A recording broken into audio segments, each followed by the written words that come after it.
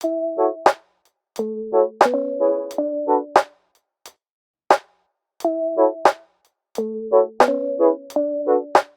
guys, if you've only just joined us, we are attempting to circumnavigate New Zealand on my hurricane-damaged catamaran. But we have had to do an emergency haul-out to take care of a broken gear in the bottom of my sail drive. Yep, found it. Broken tooth. It had been a tough couple of days in the shipyard, so we were sitting back and enjoying some R&R as a crew. Hey guys, in this episode. Kia ora, how's it going? What's it? The nickname Smoko. He started work at like midday. We did like an hour and he goes, oh man, when's Smoko? I said, oh my god, I wish Jamie heard that. Yeah. He would give us so much. But Smoko in New Zealand means like break time. No, today was a good day, it was all good. Heaps of smokos. Heaps, oh, so many Smokos. Okay, we were all having a good laugh. You gotta perform in front of the captain. Gotta perform. But the reality was that the next day we had to find out if it was possible for us to swap our old sail drive that had a broken tooth on one of the gears with a used one donated to us by a generous follower. That's right. I still hadn't heard back from Myanmar, so I literally didn't know if it was possible. There's no way it's gonna work. But I had to remain hopeful. What'd you say, Chaz? I said, whose bright idea was it to drink that much beer last night? I think it was your idea, Chaz. Yeah, right. Hurting a little bit. We chose to celebrate a little bit early last night. Slightly premature celebration when we've still got this sitting on the table. So, today's the day that this is going to be bolted in and all done, ready for the prop shaft to go in and come back from the shop in Whangarei. Tori's got a broken foot. Is it broken? No, I don't think it's broken, but you got a little boot. And me and Cherry's going to start this. So, the first thing. Thank goodness I asked Grant to take this off his one. This is a damper and it's a spring type damper with a completely different style and shape of spline in it. See that? This is the one that was on the SD50. Totally different. So without that, this would not have been possible. So the first thing I have to do is bolt this to the engine because that is going to go onto here. Hopefully these bolts line up. We're going to have to do something with these back. This is 42 millimeters longer than that one. So we're going to have to figure something out for those back two bolts. But there is enough space on the actual engine bed for that, which is good. Then all we have to do is wait for this to come back from Whangarei on Monday. I'm going to send it down there. And they're just going to machine that shaft there because it's got 2-3 big grooves worn into it. And if I put that back in with new seals, it's just going to leak straight away. And remember, the oil was milky that came out of there, so there already was some sort of water intrusion. Let's get to work.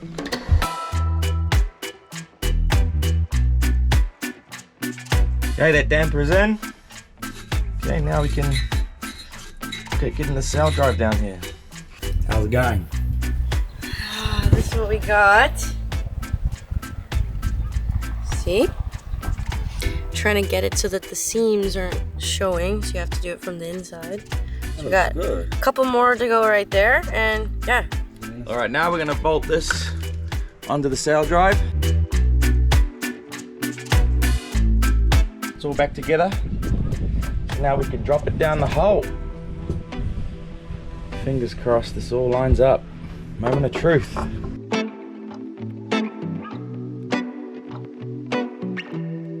It looks like the spline is exactly the same height as the engine, which is good because I left the engine in the perfect place. So if we draw the engine back, that spline should go in.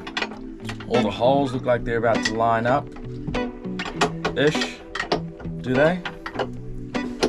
This is the only thing that's in question here. These two bolts, what we do, those holes, because this is all an extension, that's not bolted down. So we might just put a couple of big coach bolts straight down into the fiberglass here. But it's got 8 of these big bolts holding it here. So I feel pretty good about it. Okay, sail drive's all bolted down. The throttle cable went on super smooth. Even the neutral position was in exactly the right place. So now we are going to take the weight of the engine with the halyard. Charlie's going to be on the winch, and Ollie and I will try get that spline to mate up with the engine, with the damper that we put in. Oh yeah, baby, we're on! So we ended up struggling to assemble the bell housing for around 15 minutes. Okay, stop there. But unbeknownst to us, there was a hose getting pinched between the engine and the sail drive, stopping us from mating the two together. Oh, we just found that the hose was in the... Like perfectly. This will probably just go now, ready? Yeah. Okay, let's bolt this thing up.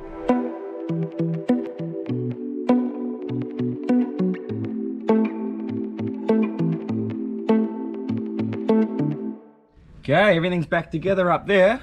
Just gonna put the prop back on and this prop housing and everything. Just gonna sacrifice a bit of oil, fill it up and run it and put the gears in and out.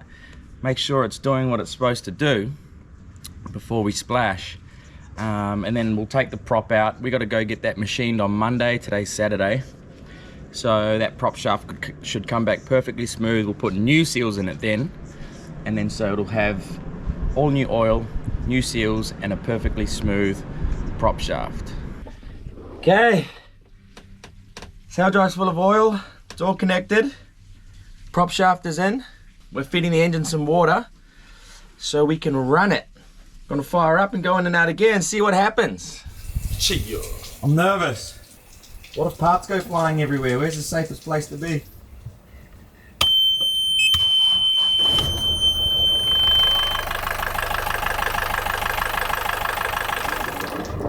Coming out of the field right now.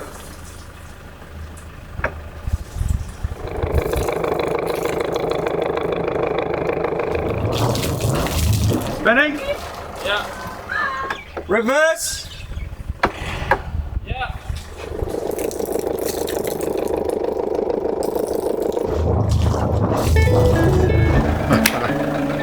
Yeah, baby. How does that feel? Feels good. How does it feel? Feels good. That was about 48 hours between finding the problem and diagnosing it to getting a replacement and installing it. We got to glue this plate back up, covers the hole there, put it back together at the bottom end. Yeah, baby. You guys are awesome. Yeah, bro.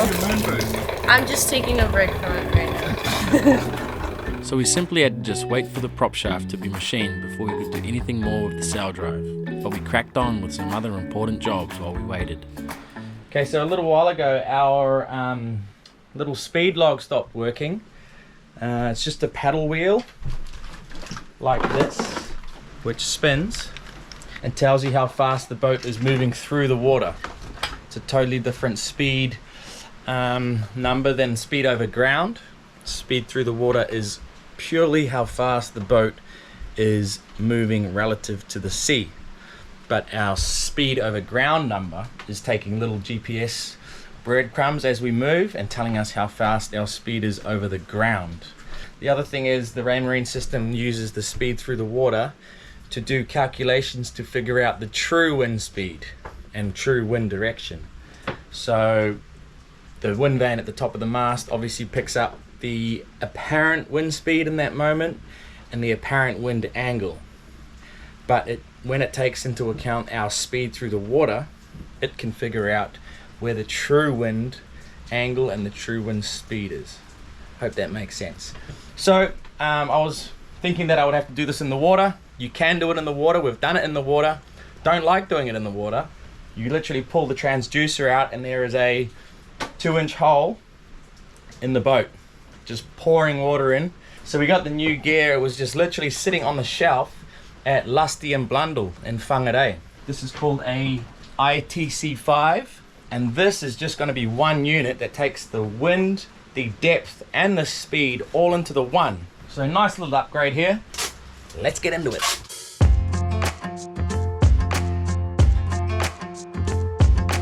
So the transducer not only does the speed through the water, but it also measures the depth. so it's a pretty crucial bit of kit. It also measures the sea temperature, which is a bit of a luxury compared to the depth and the speed. Okay, we have the transducer. This is the one that's failed, not sure why it did. There we go, see that big hole in the boat? That's what you get if you try to do this at sea. I'll grease the new one up and chuck it in. Okay, it's all wired up. I left the other one, the spare one, down there, so that if this did crack or get knocked off or start leaking, we just use the other one as a plug. You're good. My favourite part of any electrical job that I do is always tidying up the wiring once you have tested everything to make sure it's all working, because it all brings it together so nicely, just like this. Okay, we've got the prop shaft back. So they machined it down and sleeved it. Now we've got a perfectly flat surface there. And we've put 2 new seals in the housing. Hopefully that won't leak, but it all looks brand new again. This is glued up really nicely with the epoxy, and then we can put the prop on as well. Our Brunton's Varifold folding props. Once that's all done, we just got one more valve to do. We're going to replace the valve on the port side sail drive, and then we'll be ready to go.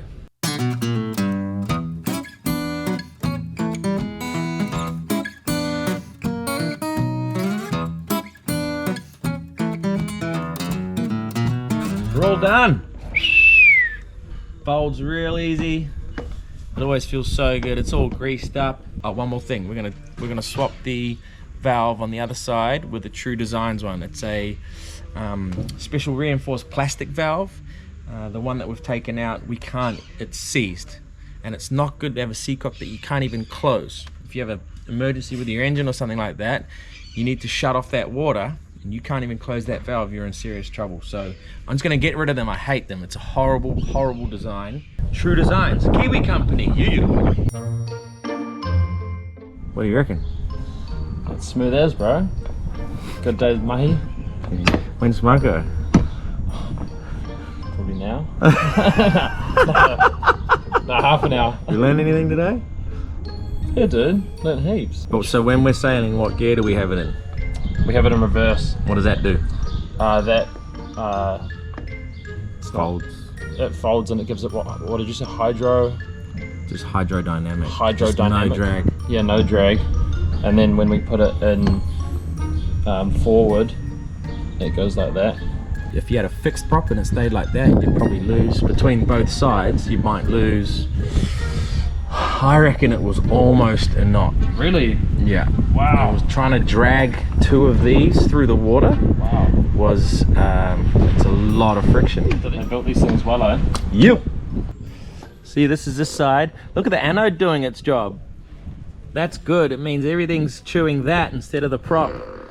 But yeah, this feels good.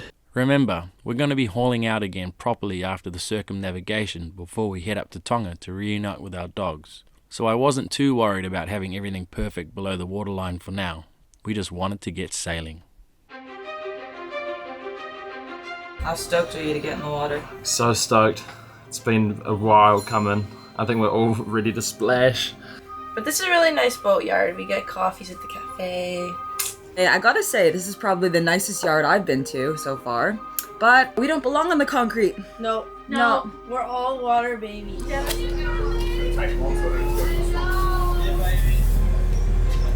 ready for this? Splash day, baby! Going in. What do you reckon, Reese? No leaks? It's on you. It's on you. It's just always a nerve-wracking moment when you splash your boat. You know, some water's coming in around that sail drive or one of the through hulls. We did 3 through hulls. One of those is leaking. It's the only option is to come back out of the water. Try to get it fixed. So, fingers crossed.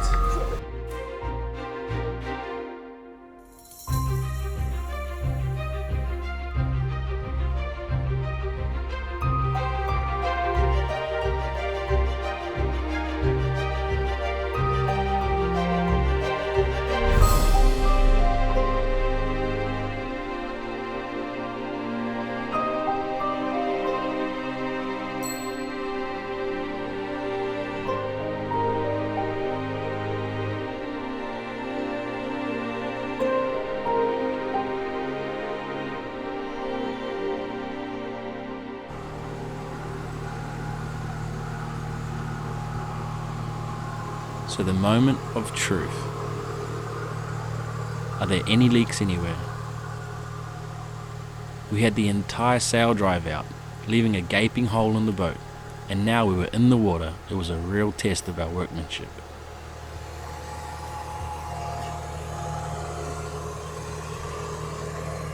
But one thing is to see if it leaks sitting still. Another is to check it while gallons of salt water are running through the system, cooling the engine down. Can I start the engines, bro? Yes.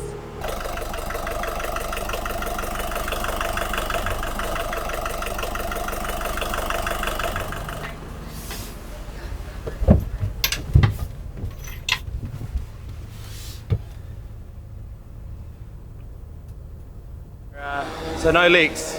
It's a good sign. If it's not leaking now, it's probably not going to leak. This is all because of this. One tooth. Now this is all trash.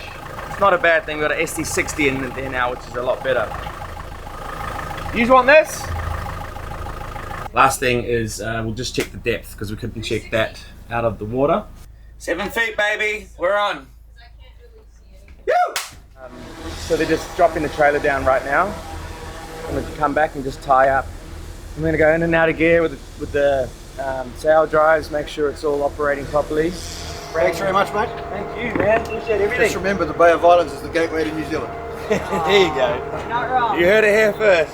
And then we'll go for a sea trial. If there's no leaks, then we're in the clear. Girl, you got the Crocs? I got the Crocs. Let's go forward. Don't want to hear any clunking noise, clicking noises, knocking noises.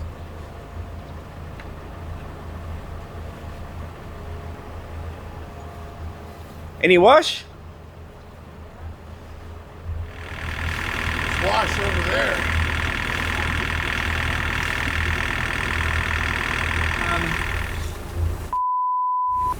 Not spinning? It's not working? Back to front. Oh. What? Forward is reverse. It's back to front? So I'll go reverse now, I should go forward. How did you do that? This will be forward. That's going to be confusing.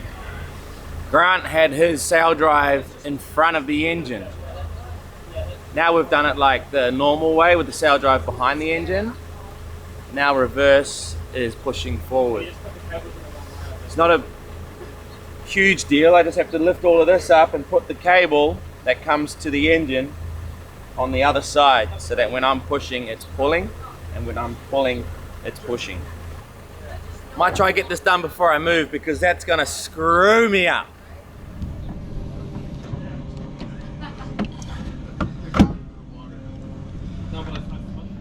This one here is the gear shift. So we're gonna swap that over to there and up to this side instead of this side, and it'll be doing the opposite action.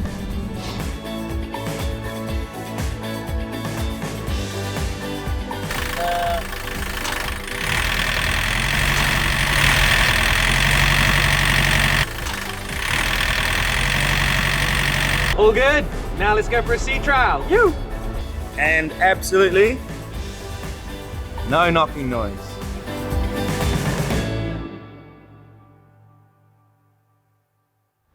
So no yard period is complete without a sea trial. Beautiful. It's going in and out of gear perfectly so far. Where are you going? We're just doing a quick sea trial. Okay. Because we had the engine completely disconnected and we replaced our whole sail drive with a used one, we had to make sure there was no strange vibrations, Feels good. Feels real good. funny noises or smells, and obviously no leaks while underway.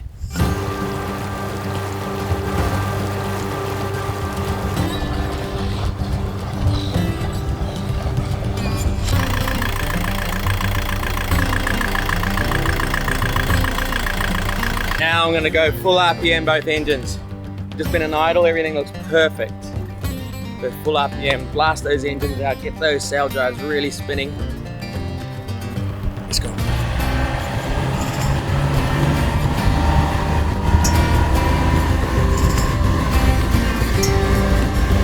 Just under 3,000 RPM. Whoa, look at the power weight we're making.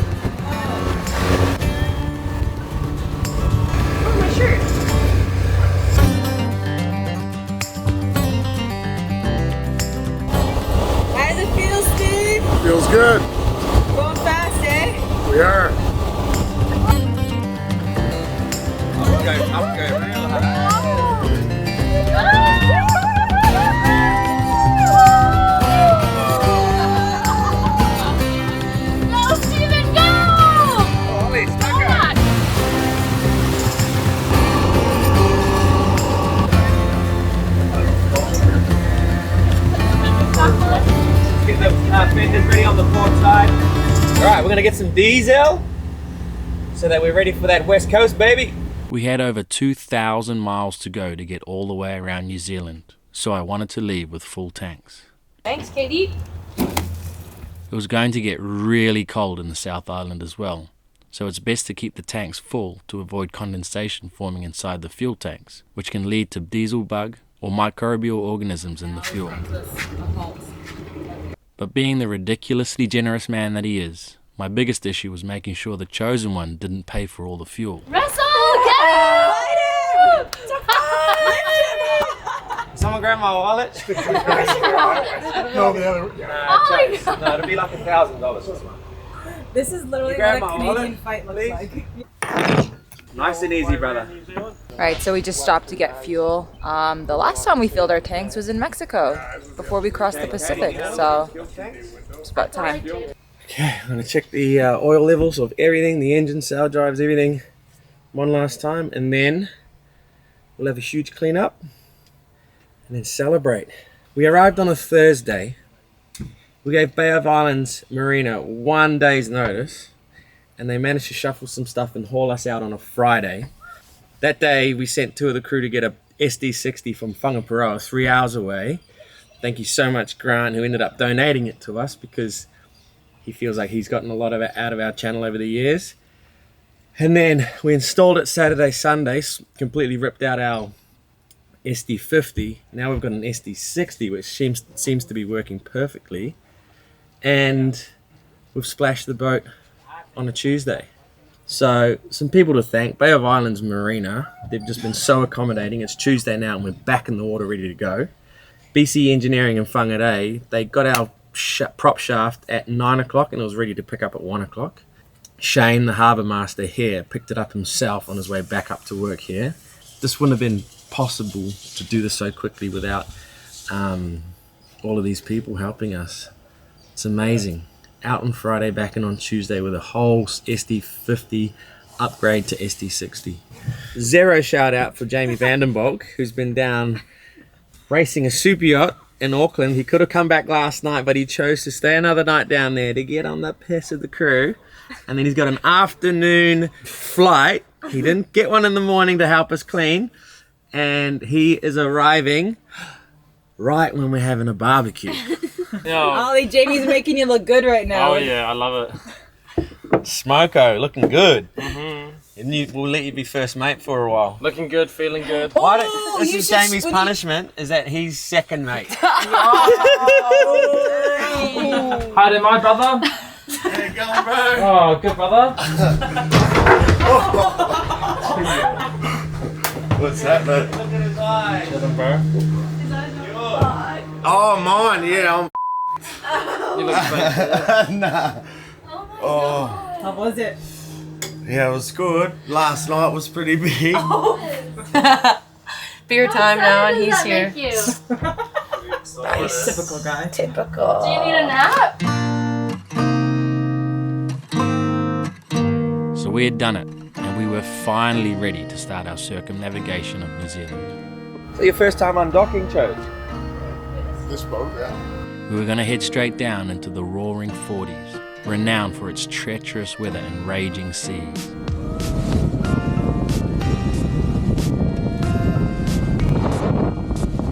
Only a handful of people succeed in circumnavigating New Zealand each year, but we were determined to give it our best shot.